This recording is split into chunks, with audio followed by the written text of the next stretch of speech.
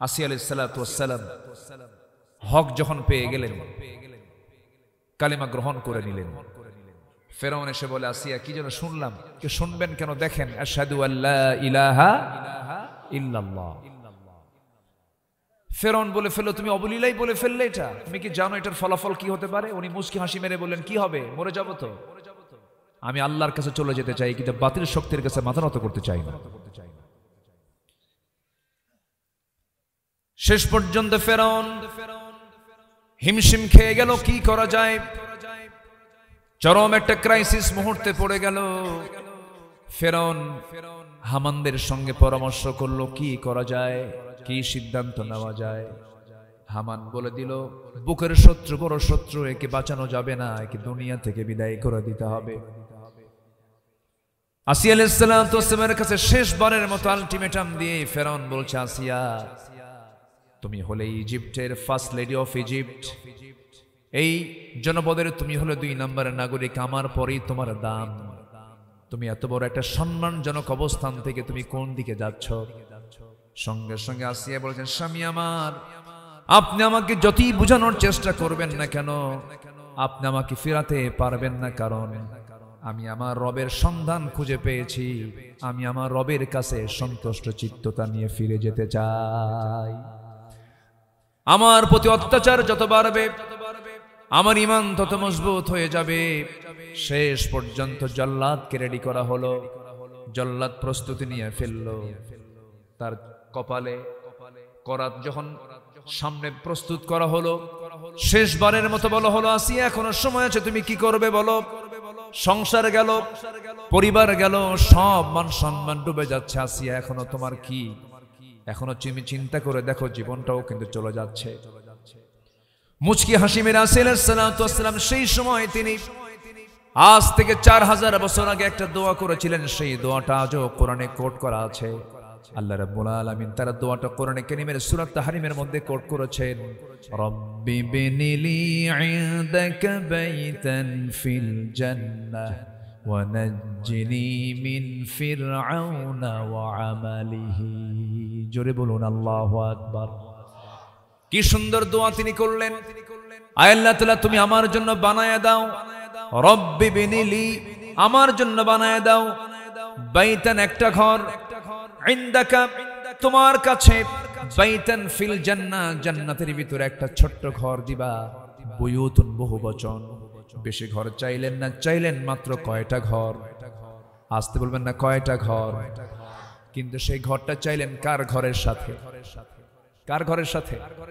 আল্লাহ ইনদাকা তোমার সাথে ছোট্ট একটা ঘর তুমি আমাকে দিয়ে দাও, ওয়ানাজ্জিনি মিন ফিরাউনা ওয়া আমালিহি, এবং ফেরাউনের দুষ্কর্ম অপকর্ম থেকে তুমি আল্লাহ আমাকে নাজাত দিয়া তুমি আমাকে এখান থেকে দুনিয়া থেকে বিদায় করে নাও।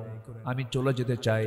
শহীদ হয়ে গেলেন, দুনিয়া থেকে সাক্ষ্য প্রমাণ করে বিদায় হয়ে গোটা দুনিয়ার সমস্ত মুমিন মুমিনা নর নারীদেরকে জানান দিয়ে দিলেন, হকের পক্ষে টিকে থাকতে গেলে এমন করে হাসি মুখে জীবন দিয়ে দিতে হয়। জোরে বলি সুবহানাল্লাহ। ফেরাউন শুধুমাত্র তার নেশা ছিল ক্ষমতা, পাওয়ার। আবু জেহেল শুধুমাত্র নেশা ছিল হলো ক্ষমতা। ফেরাউন জানতো মুসা সত্য নবী, জানতো সে। আবু জেহেল যেদিন বদর প্রান্তরে আসে, 3.5 থেকে 400 মাইল অতিক্রম করে লোহিত সাগরের পাশ দিয়ে এত কষ্ট করে 1000 সৈন্য নিয়ে বদর নামক প্রান্তরে হাজির হলো। অথবা শাইবা, মুগিরা, ওয়ালিদ, এই সমস্ত কাফের মুশরিকরা বলে ফেললো, আবু জেহেল, এই যে কষ্ট করে আমরা এত দূর থেকে বদর প্রান্তর পর্যন্ত আসলাম যে লোকটার বিরুদ্ধে যুদ্ধ করার জন্য, আসলে সত্যি করে আবু জেহেল বলতো, মুহাম্মদ লোকটা কেমন? আবু জেহেল বলে ফেললো, আকাশের নিচে আর জমিনের উপরে আমার চোখে দেখা মুহাম্মদ বিন আব্দুল্লাহর চাইতে ভালো মানুষ আমার চোখে পড়ে নাই। কার বক্তব্য? আবু জেহেল। সবাই বলে ফেললো, তাহলে যুদ্ধ করতে আসলাম কেন? আবু জেহেল বলে ফেললো, যুদ্ধ করতে আসার একমাত্র কারণ হলো চেয়ার। এই ক্ষমতাকে আমি কখনো হারাতে চাই না। সম্মানিত বন্ধুগণ, বিগত 16 বছর তাদের রোগ একটাই ছিল, সেটা হলো অবৈধ ক্ষমতার মোহ। ঠিক কিনা বলেন? কি বৈধ না অবৈধ? বৈধ না অবৈধ? অবৈধ। যারা অবৈধ পন্থায় থাকতে চেয়েছে যুগে যুগে, আল্লাহ তাদেরকে ইতিহাসের আস্ত করে নিক্ষিপ্ত করেছেন। যুগে যুগে ইতিহাসগুলো তার বড় প্রমাণ। যুবকরা, তোমরা অনেক বড় অবদান রেখেছ। আমি তো ভাবছিলাম যুবকরা মনে হয় ধ্বংস হয়ে গেছে। ইয়াবা, বাবা, ফেন্সিডিল, ফ্রি ফায়ার, পাবজি, আর কি আর কি ক্যাসিনো, এই সমস্ত দিয়ে যুবক সমাজ মনে হয় ধ্বংস হয়ে গেল, মনে হয় শেষ হয়ে গেছে। কিন্তু না, জাতে মাতাল তালে ঠিক। জায়গা মতো তারা হানা দিয়েছে, জায়গা মতো তারা আক্রমণ করেছে, আন্দোলন করেছে, বিজয়ের ডাক দিয়েছে, জুলুমের বিরুদ্ধে দাঁড়িয়েছে। তোমরা বিজয় এনেছো, কিন্তু এখন সবচাইতে বড় চ্যালেঞ্জ হলো এটাকে ধরে রাখার দরকার আছে না নাই? ধরে রাখার জন্য একমাত্র একটাই আদর্শ প্রয়োজন, একটাই উসওয়ায়ে হাসানা, সেটা হচ্ছে মুহাম্মদ সাল্লাল্লাহু আলাইহি ওয়াসাল্লাম। আল্লাহ রাব্বুল আলামিন বলেন, লাকাদ কানা লাকুম ফি রাসূলিল্লাহি উসওয়াতুন হাসানাতুন লিমান কানা ইয়ারজুল্লাহা ওয়াল ইয়াওমাল আখির ওয়া যাকারাল্লাহা কাসীরা। জোরে বলুন আল্লাহু আকবার। তোমাদের জন্য উত্তম আদর্শের বাস্তব নমুনা কেউ নয়, তোমাদের জন্য উত্তম আদর্শের বাস্তব নমুনা শুধুমাত্র একজন ব্যক্তি, যার চারিত্রিক সনদ পৃথিবীর কেউ দেয় নাই, যার চারিত্রিক সনদ দিয়েছেন আরশের মালিক মহান রব্বুল আলামিন। জোরে বলুন সুবহানাল্লাহ।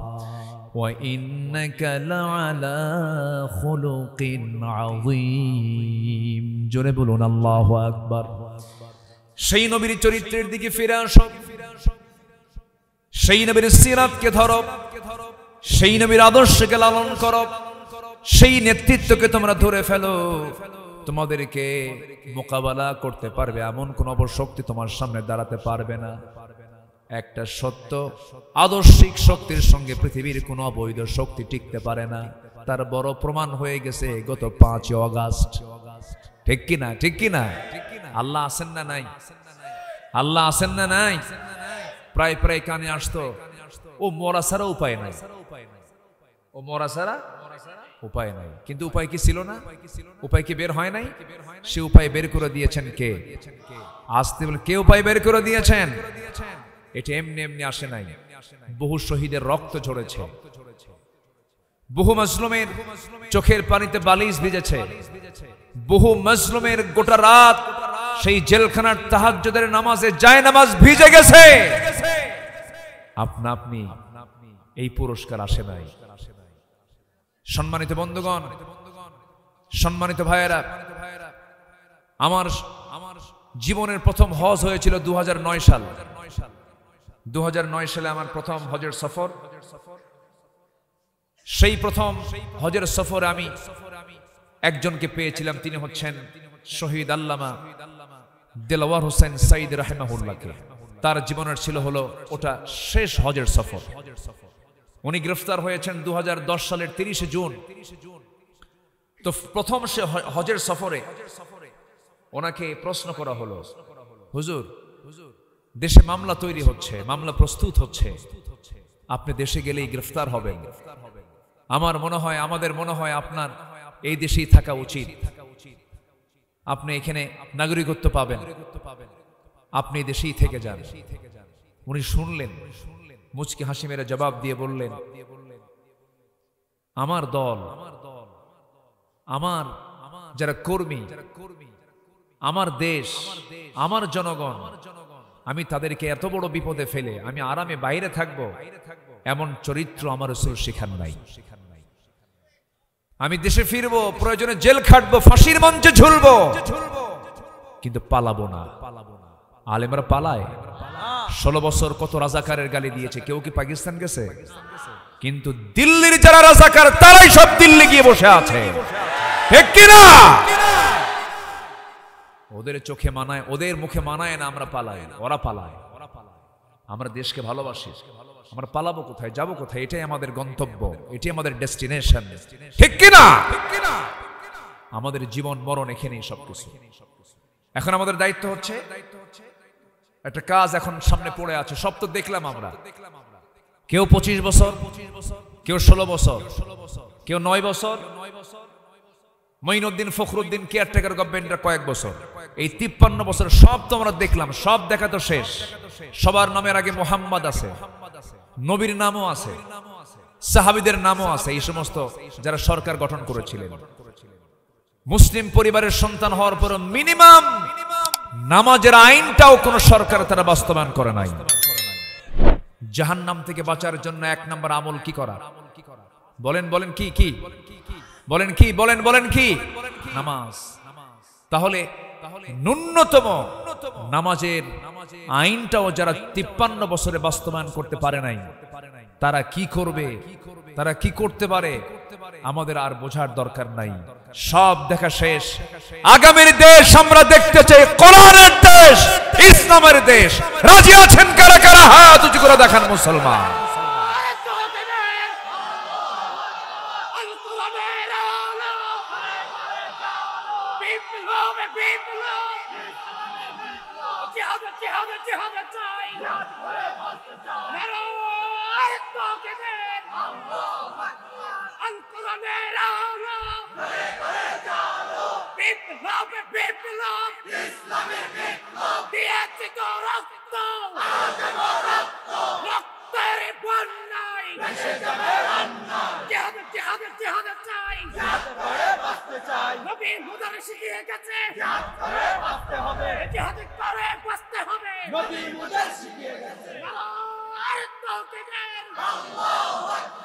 আল্লাহ কবুল করুন। জোরে বলে আমিন, আরো জোরে আমিন। সম্মানিত ভাইয়েরা, আমার সাবজেক্ট হলো ইসলামী রাষ্ট্রের কাঠামো এবং বৈশিষ্ট্য। ইসলামী রাষ্ট্রের যতগুলো কাঠামো আছে এর মধ্যে 1 নম্বর হলো ইসলামী রাষ্ট্রের 1 নম্বর যে দিক, সেটা হলো সেই রাষ্ট্রে থাকতে হবে সবার আগে যে আইনটি পাশ থাকতে হবে সেটা হচ্ছে 5 ওয়াক্ত নামাজ। কয় ওয়াক্ত নামাজ? আমার দেশে এখন নামাজি বেশি না বেনামাজি বেশি? বলুন, নামাজি বেশি না বেনামাজি বেশি? বেনামাজি বেশি। মাত্র 5% মুসলমান নামাজ পড়ে, আর 95% মুসলমানের নামাজের খবরই নাই। এই চিত্র হতো না আমার দেশে যদি নামাজ কায়েম থাকতো। 95% নামাজি মুসলমান হতো, মুসলমান নামাজি হতো যদি নামাজ কায়েম থাকতো। সূরাতুল হজ আয়াত নাম্বার 41। ইসলামী রাষ্ট্রের বৈশিষ্ট্য কি হবে আল্লাহ তাআলা এই আয়াতের মধ্যে সংক্ষিপ্ত একটা ধারণা আল্লাহ পাক নিজেই দিয়ে দিয়েছেন। ইসলামী রাষ্ট্রের জন্য 4টা দফা দরকার। কয়টা দফা বলেন তো? আল্লাহ কয় দফা দিয়েছেন? আমরা এত দফা মানি না। 19 দফা, 14 দফা, 13 দফা, 9 দফা, সব দফা বাদ। আমরা নেব কার দফা? বলেন, কার দেওয়া দফা নেব? 4 দফা। আল্লাহ রাব্বুল আলামিন বলেন, الذين إن مكناهم في الأرض أقاموا الصلاة وآتوا الزكاة وأمروا بالمعروف ونهوا عن المنكر ولله عاقبة الأمور। জোরে বলুন আল্লাহু আকবার। এই দুনিয়ার জিন্দেগিতে যারা রাজত্ব পাবে, আমি যাদেরকে রাজত্ব দেব, ক্ষমতা দেব, যাদের কথা দিয়ে আইন পাশ হয়ে যাবে, ওই সমস্ত ব্যক্তিদের জন্য আমার আল্লাহ 4টা দফা দিয়ে দিয়েছেন। কয়টা দফা বলেন? তারা রাষ্ট্র ক্ষমতা পেলে পরে তারা 4টা কাজ করবে। 1 নম্বর হলো তারা করবে কি? আকামুস সালাহ, নামাজটা তারা কায়েম করে ফেলবে। প্রধানমন্ত্রী পিছনে মন্ত্রী পরিষদ নামাজ পড়বে, মন্ত্রী পিছনে সচিবরা নামাজ পড়বেন, এসপির পিছনে ওসিরা নামাজ পড়বেন, ডিআইজির পিছনে এসপিরা নামাজ পড়বেন। এইরকম করে করে চেয়ারম্যানদের পিছনে মেম্বাররা নামাজ পড়বেন। প্রত্যেকটা অফিসের বড় অফিসার তিনি ইমাম হবেন। প্রেসিডেন্টের পিছনে বাকি সব লোকগুলো নামাজ পড়বেন। বাইতুল মুকাররমের খতিব কোন নিয়োগপ্রাপ্ত খতিব হবে না, বঙ্গভবনের বাসিন্দা হবেন বাইতুল মুকাররমের খতিব। কি ঠিক কি না? নামাজ কায়েমের যদি পরিবেশ চলে আসে এই চিত্রই চিত্রায়িত হবে। প্রেজেন্ট ওয়ার্ল্ডেও কিছু দেশে এই চিত্র চিত্রায়িত হয়েছে, যে জায়গায় আমেরিকা হাজারবার চেষ্টা করেও টিকতে পারে নাই, লেজ গুটাইয়া সব বিদায় নিয়েছে। সেখানে ইসলামী হুকুমত কায়েম হয়েছে। আফগানিস্তানের নাম শোনেন নাই? গত ঈদের মাঠের একটা চিত্র দেখলাম, যিনি প্রধান রাষ্ট্রের তিনি নামাজ পড়াচ্ছেন, চোখটা জুড়ালো, হৃদয়টা জুড়ালো। সবাই আমরা কেমন কি চিত্র দেখতে চাই? আমার দেশের বঙ্গভবনের যিনি বাসিন্দা হবেন তিনি হবেন বাইতুল মুকাররমের খতিব। এমন দৃশ্য কি সবাই দেখতে চাই নাকি? সবাইকে দেখতে চান? সবাইকে দেখতে চান? দল করতে হবে, অনিসলামী দল না ইসলামী দল। বলেন বলেন বলেন। এদেশে দুধারার দল আছে, একটা হচ্ছে ইসলামী দল, আরেকটা কি অনিসলামী দল। মিথ্যা কথা মানুষ এত বলে, এই 16 বছর যে এত মিথ্যা কথা শুনছি আমরা। একটা অনিসলামী দলের নেত্রী বলে আগামী নির্বাচনে যদি আমরা জিততে পারি মদিনার সনদে দেশ চালাবো। মানে বলেন তো, এই অনিসলামী দলের একজন নেত্রী, তার মুখ থেকে কি এই জাতীয় কথা কি বলে বিশ্বাসযোগ্য? বলেন তো, বিশ্বাসযোগ্য? আগামী নির্বাচনে যদি আমরা জিততে পারি মদিনার সনদে দেশ চালাবো। মদিনার সনদে দেশ চালায় নাই, মোদির সনদে দেশ চালিয়েছিল তারা। যে প্রেসক্রিপশন দিয়েছে সেই প্রেসক্রিপশন তারা এখানে অ্যাপ্লাই করেছে, বাস্তবায়ন করেছে। 2023 সালের 13ই আগস্ট হঠাৎ করে হসপিটালে লোক পাঠানো হলো, কি বলে জেলখানায় লোক পাঠানো হলো। বলা হলো, হুজুর আপনি অসুস্থ, আপনাকে হসপিটালে যেতে হবে। উনি বললেন যে আমি অসুস্থ, আমি নিজেই তো জানি না। যিনি অসুস্থ তিনি নিজেই জানেন না। তাকে জোর করে উঠানো হলো গাড়িতে, হসপিটালে ভর্তি করানো হলো। পরিকল্পিত সাজানো নাটক তৈরি করে, পয়জনিং করে আবু হানিফা রাহমাহুল্লাহর সেই পথেই তাকে বিষ প্রয়োগ করে সেই হসপিটালেই তাকে শহীদ করা হলো।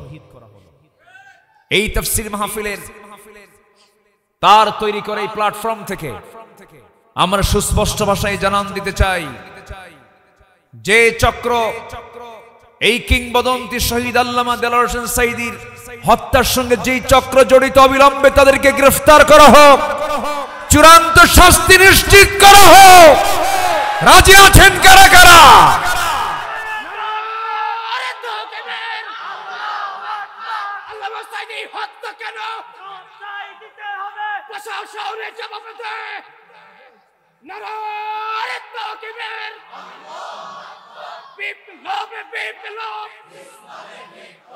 ইসলামের শত্রুরা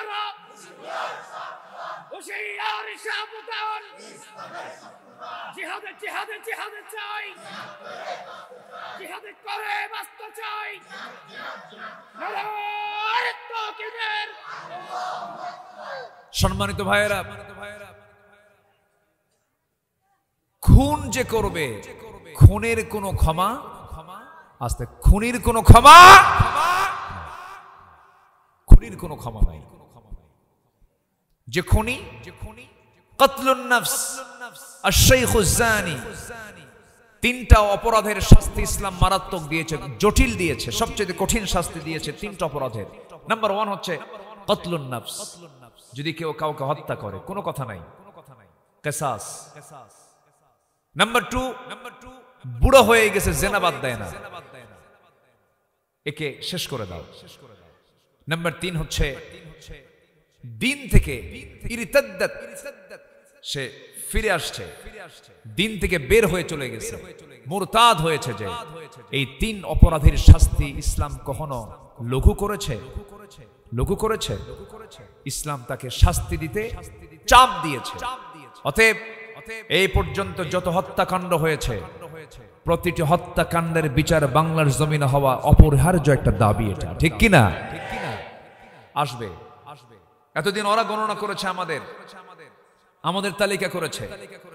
এক বিচারপতি, কি নাম, শামসুদ্দিন, হ্যাঁ শামসুদ্দিন মানিক, ও কালা কই না, কালো তো আল্লাহ বানায় দেয়, তাই না? আচ্ছা, এই মানিক আমার নামেও তালিকা করেছিল। 116 জন আলেমের একটা তালিকা করে বলল আমরা নাকি দেশদ্রোহী, রাষ্ট্রদ্রোহী। 2 বছরও যায় নাই, তালিকা এখন ওদের শুরু হয়ে গেছে, ঠিক কিনা? তালিকা এখন কি শুরু হয়েছে না? শুরু হয়েছে না?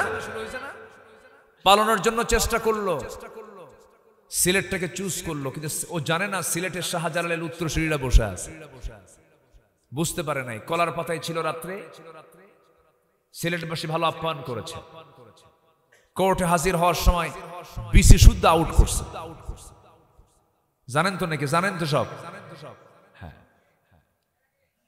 সম্মানিত বন্ধুগণ, সম্মানিত ভাইয়েরা, বিশাল সম্পদের পাহাড় বানিয়েছিল একটা গ্রুপের মালিক।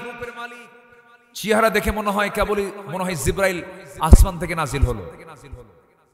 মুখের সাদা দাড়ি, মাথার সাদা চুল, পরনের সাদা পায়জামা, আবার গায়ে সাদা কি সাদা পাঞ্জাবি, জুতোটাও সাদা, ধবধবে সাদা ফেরেশতা চেহারার একটা মানুষ, একটি গ্রুপের মালিক, হাজার হাজার কোটি টাকার মালিক সে, অথচ পালানোর জন্য রাস্তা পাচ্ছে না। শেষ পর্যন্ত নৌকায় উঠল, বন্ধুকে নিয়ে রওনা দিল, নৌকার ভিড়ল না। শেষ পর্যন্ত কোস্টগার্ড ধরে ফেলেছে, বন্ধুকে আইন মন্ত্রীকে ধরে ফেলছে। স্যার চিনছি, থানায় চলে। আমি কি একা আসছি এই জায়গায়? আমি তো জামাতের সাথে এসেছি। কিসের সাথে? জামাত ছাড়া উপায় নাই। কে কই যে বসে আছে? কে মাথার চুল তো কালো, মুখের দাড়ি তো নাই, লোকটা কে? কে ভালো করে দেখো, ওটাই দরবেশ। সম্মানিত ভাইয়েরা, যারাই যুগে যুগে জুলুম করেছে আল্লাহ তাদেরকে উলঙ্গ করেছেন, ন্যাংটা করে দিয়েছেন, ঠিক কি না? জুলুম করা যাবে না। কাফিরকে তার কুফরি শাসন টিকসই করতে পারেন আল্লাহ তাআলা, কিন্তু একজন মুসলমান কিন্তু সে যদি জালিম হয় আল্লাহ তাকে তার ক্ষমতাকে টিকসই করতে পারে না, টিকসই করেন না, আল্লাহ পাক তাকে নামায় দেন। এই জন্য আমাদের দ্বারা যেন কোনো জুলুম না হয়, সমস্ত জুলুম থেকে আল্লাহ তাআলা আমাদেরকে হেফাজত করুন। জোরে বলি আল্লাহুম্মা আমিন। ক্ষমতার মিস ইউজ যেন না হয়, ক্ষমতার অপপ্রয়োগ যেন না হয়, নিজের নামের প্রভাব খাটিয়ে যেন কোনো জুলুম কারোর প্রতি না করা হয়। এই ক্ষেত্রে আমাদের চরম সতর্ক থাকার দরকার আছে না নাই বলেন তো? আচ্ছা, এটা খেয়াল রাখবো আমরা। আমার বন্ধুগণ,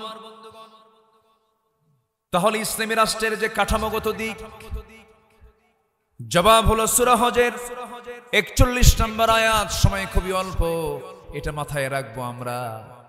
যখন যদি কোনো ইসলামী রাষ্ট্র গঠন হয়ে যায়, সেই জায়গায় 1 নম্বর বিষয় চালু হবে, আল্লাহর হক 5 ওয়াক্ত নামাজ সেখানে কায়েম হয়ে যাবে। যখন নামাজ কায়েম হবে, সেই জায়গায় সুদ থাকবে না, মদের দোকান থাকবে না, জেনার কোনো লাইসেন্স থাকবে না। 5 আগস্ট আমরা বিজয় এনেছি, কিন্তু আসল বিজয় কিন্তু এখনো আসে নাই। আপনি চিন্তা করে দেখুন তো, আল্লাহ বলছেন মদ হারাম। পৃথিবীর কোনো মানুষ কি কখনো মদকে হালাল করার কি চেষ্টা করলেও কি হালাল কি করতে পারবে নাকি? মদ হারাম করেছেন কিয়ামত পর্যন্ত তিনি আমার কে কে কে কে ইন্নামাল খামরু ওয়াল মাইসিরু ওয়াল আনসাবু ওয়াল আজলামু রিজসুম মিন আমালি শাইতান ফাজতানিবু। মদ হারাম, মদ হারাম, আমার আল্লাহর হারাম করা বিষয় কখনো কেউ হালাল করতে চাইলে এটা কি আমরা মেনে নিতে পারি? কিন্তু আমার দেশে 53 বছর ধরে আমাদের ঘাড়ে চাপিয়ে দিয়েছে মদ খাওয়া কি কি? আমার দেশে মদ কি হারাম না হালাল? বলেন হারাম না হালাল? মদের দোকান আছে না নাই? মদের ফ্যাক্টরি আছে না নাই? আবার মদের ফ্যাক্টরি উদ্বোধন করার জন্য কিছু হুজুরও আছে। হুজুর যে দোয়া করে, আল্লাহ তুমি মদের ফ্যাক্টরিতে বরকত দিয়ে দাও। বুঝেন নাই? এই যে সাতকানিয়া তো একটা তো ছিল, তো সাতকানিয়া একটা ছিল না? ইনি আমাকে এই সাতকানিয়া লোহাগাড়ায় বিগত 10টা বছর ঢুকতে দেয় না, আসতে দেয় না। উনি নিজেও একজন আলেম, ভালো কিতাব বোঝেন, ভালো আলেমের সন্তান তিনি, কিন্তু আলেমদের সাথে যে আচরণটা করেছেন, আবু জেহেল হার মানবে তার চরিত্রের কাছে। আমার লোহাগাড়া না কোথায় মাহফিল ছিল, আমি 10 মিনিট কথা বলেছি, পুলিশের ফোর্স পাঠায় দিয়েছে। পুলিশের ফোর্স পাঠায় দিয়ে বলতেছে যেখানেই পাও তাকে ধরে আনো, থানায় জমা করো।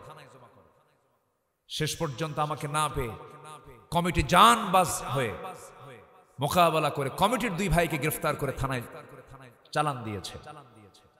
মাহফিলগুলোর বিরুদ্ধে যারা কথা বলে তারা হচ্ছে এই জামানার নতুন ফেরাউন। তারা ঠিক কিনা? একজন আলেম কেমন করে সেকুলারকে বিশ্বাস করতে পারে? একজন আলেম কেমন করে ন্যাশনালিজমকে বিশ্বাস করতে পারে? আলেমের মধ্যে একটা জাত আছে, সেই জাতের নাম হলো উলামায়ে সু। উলামায়ে সু, উলামায়ে সু, ঠিক কিনা? সম্মানিত ভাইয়েরা, সম্মানিত বন্ধুগণ, কুড়াল তো বাঁশ কাটে না, বাঁশই বাঁশ কাটে। বাঁশই বাঁশ কাটে, একটা কথা আছে। কুড়াল বাঁশকে বলে বাঁশ, বাঁশ কুড়ালকে বলতেছে কুড়াল সারা জীবন তো আমারে কাটলাই, আর এত কাইটো না। তো কুড়াল বলে বাঁশে, আমি তো তোরে কাটতে চাই না, তোরই এক জাতি ভাই আমার মধ্যে ঢুইকা কাটে। এই 16 বছর আলেম নামের কিছু পরিচয়ধারী মুনাফিক চক্র 16টা বছর ধরে এই দেশেই ছিল, কিন্তু তাদের গায়ে একটা আঁচড় পর্যন্ত লাগে নাই, মামলা তো দূরে থাক। ঠিক কিনা বলেন? পট পাল্টে গেছে। চোরের মায়ের কি? চোরের মায়ের বড় গলা। জনগণ আর বোকা নাই, জনগণ সব বোঝে, জনগণ সব আঁচ করতে পারে। আগামীর দিন, আমরা আগামীর দিনকে নতুন করে সাজাতে হলে আমাদের বুদ্ধিবৃত্তিক চিন্তা চেতনার মধ্য দিয়ে সামনে এগোতে হবে। সামনের দিনকে আমরা দেখতে চাই ইসলামের দিন, সামনের দিনকে আমরা দেখতে চাই কোরআনের দিন। আমরা আগামীর দিনগুলোতে আমরা ইসলামকে কায়েম করার জন্য যেইভাবে এগুলো পরে আমরা বিজয়ী হতে পারবো, সেইভাবে আমাদেরকে এগোতে হবে, সংঘবদ্ধ হতে হবে, আন্দোলন চালাতে হবে। আমাদের শেষ দেখা হলো এই দেশে কোরআনের রাজ কায়েমের সংগ্রামে ঝাঁপিয়ে পড়তে হবে। আল্লাহ কবুল করুন, আল্লাহ কবুল করুন, আল্লাহ কবুল করুন। ইসলামী রাষ্ট্রের 1 নম্বর কাজ হলো, কাঠামোগত দিক হচ্ছে সেই রাষ্ট্রে কি থাকবে? নামাজ কায়েম থাকবে। কি কায়েম থাকবে বলেন? নামাজ।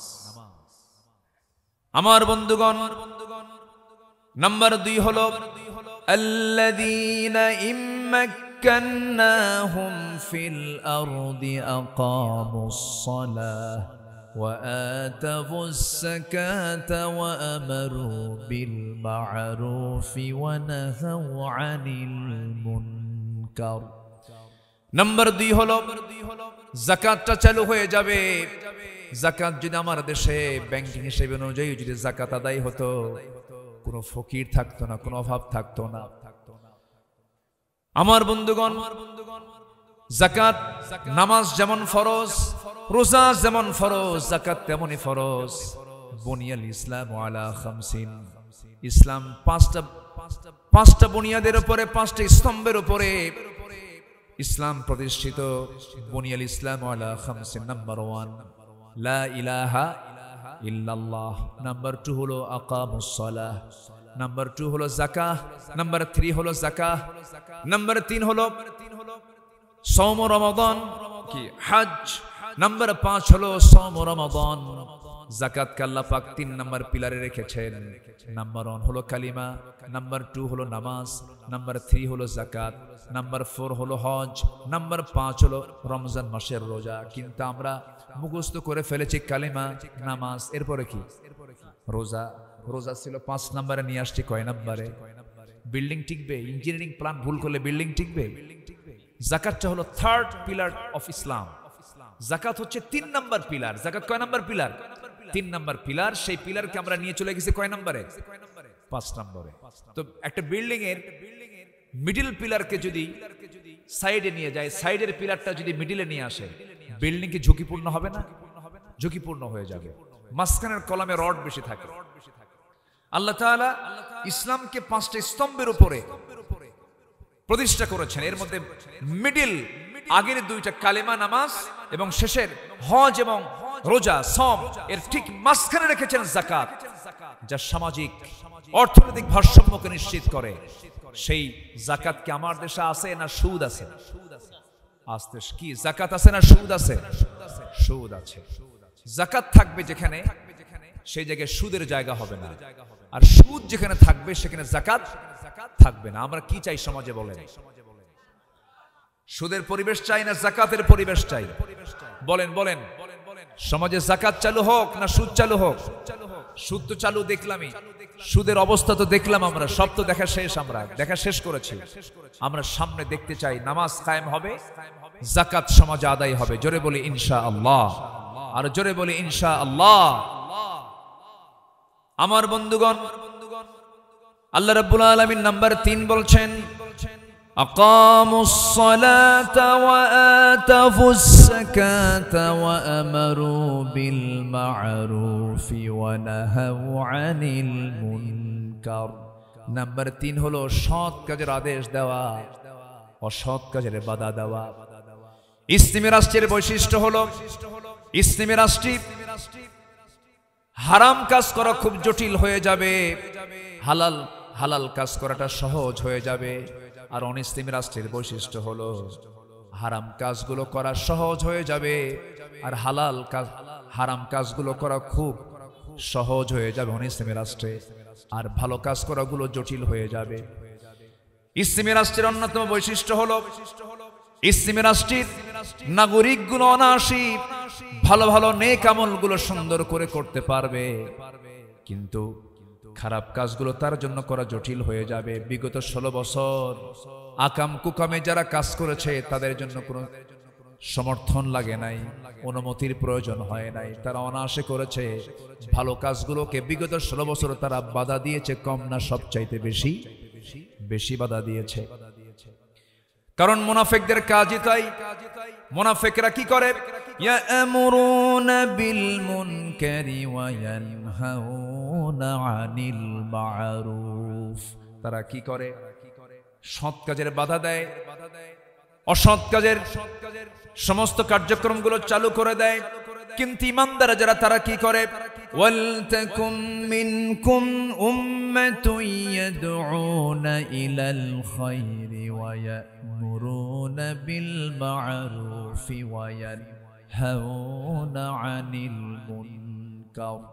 আরেক জায়গায় বলছেন, কুনতুম খায়রা উম্মাতিন উখরিজাত লিন-নাসি তা'মুরুনা বিল মা'রুফি ওয়া তানহাউনা আনিল মুনকার ওয়া তু'মিনুনা বিল্লাহ। আমার বন্ধুগণ, আল্লাহ রাব্বুল আলামিন আমাকে আপনাকে দায়িত্ব দিয়েছেন, শরীয়ত বিরোধী কোনো কাজ যদি তুমি সমাজে চলতে দেখো, সেই সময় তোমাকে প্রতিবাদী হয়ে সৎ কাজের আদেশ দিতে হবে, অসৎ কাজের বাধা প্রদান করতে হবে। একটা হাদিসে এসেছে, মান রাআ মিনকুম মুনকারান ফালিগাইরুহু বিয়াদিহি ফাইন লাম ইসতাতি' ফাবিলিসানিহি ফাইন লাম ইসতাতি' ফাবিকলবিহি ওয়াযালিকা আদআফুল ঈমান আও কামা ক্বালা আলাইহিস সালাতু ওয়াস সালাম। তোমাদের ভিতরে যদি কোনো ব্যক্তি শরিয়া বিরোধী, ইসলাম বিরোধী, দিন বিরোধী কোন অন্যায় কাজ যদি সংগঠিত হতে দেখে, নাম্বার 1 সে প্রতিহত করবে, মুখ দিয়া নয়, অন্তর দিয়া নয়, প্রথম প্রতিবাদ করবে। সে হলো কি দিয়া বলেন? হাত দিয়া। বিয়াদিহি, এটা হচ্ছে 1 নম্বর ঈমানের পরিচয়। সময় এসেছে আমাদের যুবকরা, তোমার গ্রাম তুমি টার্গেট করো, কে নামাজ পড়ে আর কে নামাজ পড়ে না। এই মাইকলা কোথায়, কি করে উনি? এটার সাউন্ড নাই তো, মনিটরের সাউন্ড বাড়ান, সাউন্ড হেরে যাচ্ছে, আপনি কি করেন? যুব সমাজ যারা আছো, তোমার গ্রামকে তুমি মাথায় নাও, তোমার গ্রামে কে নামাজ পড়ে আর কে নামাজ পড়ে না, তাদের একটা তালিকা করো, তাদের মাঝে দাওয়াতি কাজ করো। তোমার গ্রামে কোন ঘর থেকে কোন মহিলা বোরকা ছাড়া বের হচ্ছে, সেই বাড়িতে চলে যাও। সেই বাড়ির মূল গার্জিয়ানকে, মূল মুরব্বীকে বলো, দেখুন আপনার বাড়ি থেকে আপনার অমক আপত্তিকর পোশাক পরে বাইরে বের হয়, অর্ধলগ্ন পোশাক পরে বের হয়, এটা বেমানান। আমরা যুবক, আমাদের চোখের গুনাহ হয়, আমাদের কষ্ট হয়, ইমানের ক্ষতি হয়। এই গ্রামের বাসিন্দা হতে হলে বোরকা ছাড়া কোনো মহিলা বাইরে বের হতে পারবে না।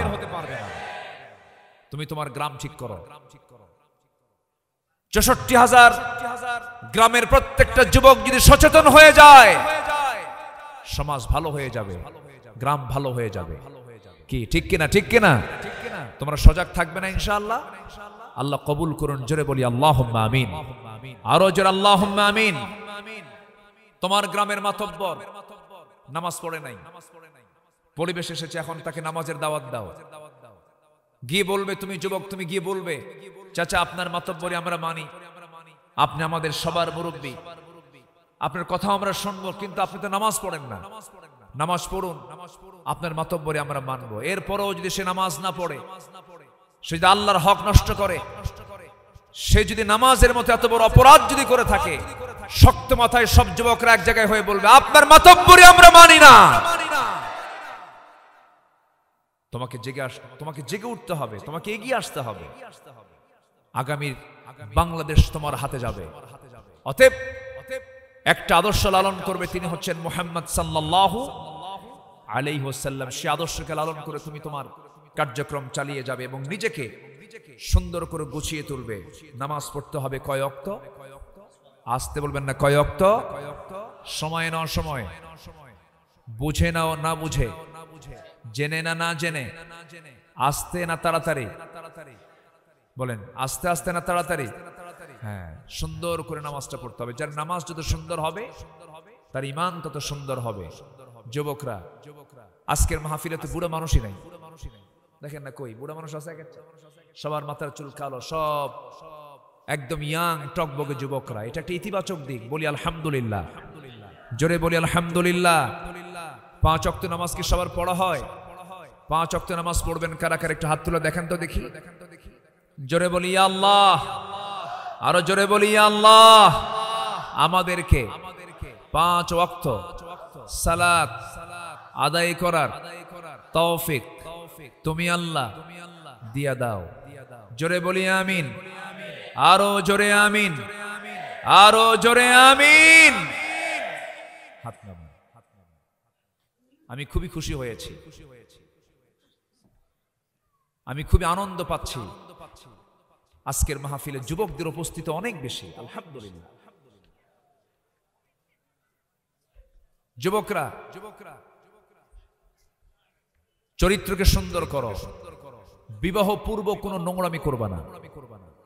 কিছু কিছু যুবক আছে গার্লস স্কুলের সামনে যায় ইতিমের মতো বসে থাকে, আছে না? মনে হয় এলাকায় কেউ নাই। কি কিছু তো বলো না তোমরা, এগুলো করা যাবে না। ওয়ালা মুত্তাখিদি আখদান ওয়ালা মুত্তাখিদাতি আখদান, কোন গোপন গোপন কোন নোংরামি করা যাবে না। আবার কিছু কিছু পুরুষ আছে বিবাহ করার পরেও তার চরিত্র ভালো থাকে না, আছে না নাই বলেন তো? আচ্ছা, তার বউটাকে যে তার যত্ন করতে হবে এই জ্ঞানটাও তার নাই। কিছু কিছু স্বামী আছে বউটাকে পর পুরুষকে দেখাতে খুব পছন্দ করে, আছে না? এরকম আছে না? পর পুরুষকে দেখায়, হুন্ডায় উঠায়, তাও নরমাল কোনো হুন্ডা না, কি জানি কয় ওগুলো, লেটেস্ট ভার্সন R15, যার প্যাসেঞ্জার সিট হলো 3 তলা আর ড্রাইভিং সিট হলো আন্ডারগ্রাউন্ড। ঠিক আছে না? আন্ডারগ্রাউন্ড। বউটাকে পিছনের সিটে উঠায়, অর্ধলগ্ন করে, লাল শাড়ি পরায়া, লাল লিপস্টিক লাগায়া, চুলটা ছেড়ে দিয়া দিল একখান টান। টান দেওয়ার সময় আবার চিন্তা করে যে হুন্ডার তো আওয়াজ কম, যেদিক দিয়ে ধোঁয়া বের হয় সেই ধোঁয়া যে পাইপটা, ওই পাইপটা খুলে নেয়। এবার পাইপ খোলার সঙ্গে সঙ্গে তো হুন্ডার আওয়াজ নেই, এবার হয়ে গেছে হেলিকপ্টার। কি হয়েছে? হেলিকপ্টার। জাতিকে দেখালো। সন্ধ্যার আগ দিয়ে সমুদ্রের বিচের সামনে পাশে গিয়ে দাঁড়ালো, সি বিচের পাশে গিয়ে ছবি একখান তুলে 16 কি আইফোন প্রো ম্যাক্স ছবি একখান তুলে ফেসবুকে পোস্ট করে লিখলো, প্রিয় বন্ধুরা আসুন আমার বউটাকে সবাই মিলে জামাতের সাথে দেখি। জোরে কোন নাউজুবিল্লাহ, জোরে বলুন নাউজুবিল্লাহ। এই সমস্ত নোংরা মনের কিছু, নোংরা হৃদয়ের কিছু মানুষ আছে না নাই বলেন তো? আছে। এগুলো করা যাবে না। চরিত্রকে সুন্দর করতে হবে, চোখের হেফাজত করতে হবে, কথাকে সুন্দর করতে হবে, আমানতের খেয়ানত করা যাবে না, ওয়াদাকে ঠিক রাখতে হবে, নামাজের ব্যাপারে খুব যত্নশীল হতে হবে। যার ফজর এবং এশার নামাজ যার জামাতে হয়, গোটা রাত আল্লাহ পাক তাকে কিয়ামুল লাইলের সমান সওয়াব তার আমলনামায় দিয়ে দেন। আল্লাহ রাব্বুল আলামিন কি সুন্দর একটা প্যাকেজ কথা বলে দিয়েছেন। ভালো হওয়ার জন্য তো বেশি কথা লাগে না। আল্লাহ রাব্বুল আলামিন কত সুন্দর করে বললেন, ক্বাদ আফলাহাল মুমিনুনাল্লাযীনা হুম ফী সালাতিহিম খাশিউন ওয়াল্লাযীনা হুম আনিল লাগযি মু'রিদুন ওয়াল্লাযীনা হুম লিয-যাকাতি ফাঈলুন والذين هم لفروجهم حافظون إلا على أزواجهم أو ما ملكت أيمانهم فإنهم غير ملومين فمن ابتغى وراء ذلك فأولئك هم العادون والذين هم لأماناتهم وعهدهم راعون والذين هم على صلواتهم يحافظون أولئك هم الوارثون الذين يرثون الفردوس هم فيها خالدون জোরে বলুন আল্লাহু আকবার। কাজ তুমি রেডি করে যাও, যুবকরা জান্নাত পেয়ে যাবে। আবার আরেক জায়গায় আল্লাহ রাব্বুল আলামিন মুমিনদেরকে সংবাদ জানিয়ে দিতে বলছেন রাসূলকে, যে মুমিনরা 9টা কাজ করবে, আত-তাইবুনাল আবিদুনাল হামিদুনাস সাইহুনার রাকিউনাস সাজিদুন الآمرون بالمعروف والناهون عن المنكر والحافظون لحدود الله وبشر المؤمنين জোরে বলুন আল্লাহু আকবার, আরো জোরে আল্লাহু আকবার। আল্লাহ তাআলা আমাদের সবাইকে এই সমস্ত গুণগুলো অর্জন করার তৌফিক দান করুন। জোরে বলি আমিন, আরো জোরে আমিন, আরো জোরে আমিন।